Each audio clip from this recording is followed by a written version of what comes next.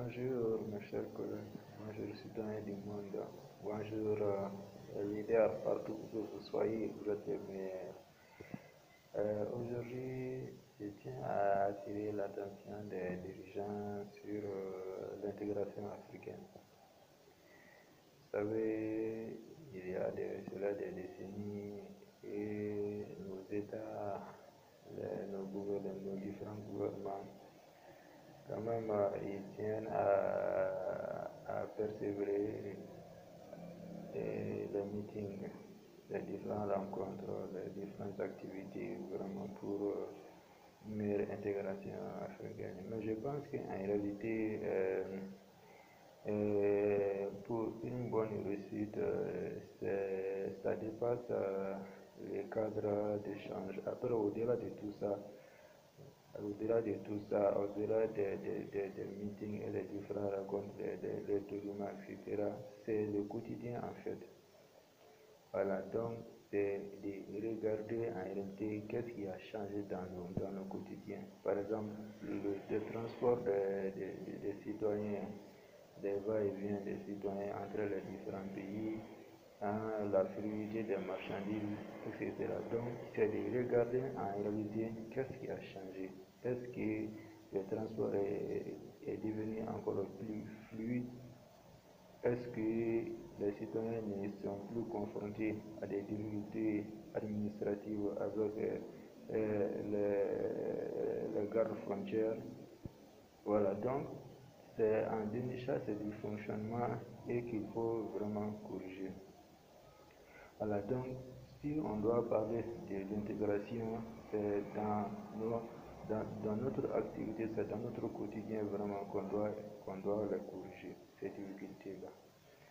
Voilà, parce que là, on ne peut pas parler vraiment d'une carte d'identité commune, alors que les passagers vraiment rencontrent assez de difficultés dans leur transport, va-et-vient entre les différents pays africains.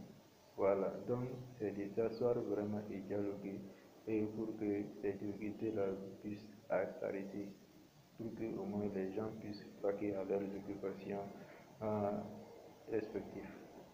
Voilà, donc si nous devons parler de l'intégration africaine au-delà des papiers et de ce qui a été établi comme document, c'est dans notre quotidien qu'on doit sentir qu'il y a eu une grande amélioration, que ce soit dans le transport, des êtres humains, dans le transport de la fluidité et des marchandises, etc.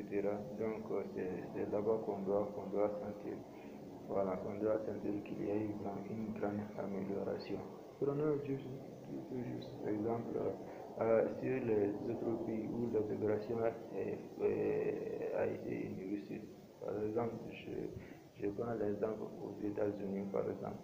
Donc aux États-Unis, c'est le document administratif entre les différents pays, ça ne se pose pas de problème. Voilà, ça ne se pose pas de problème.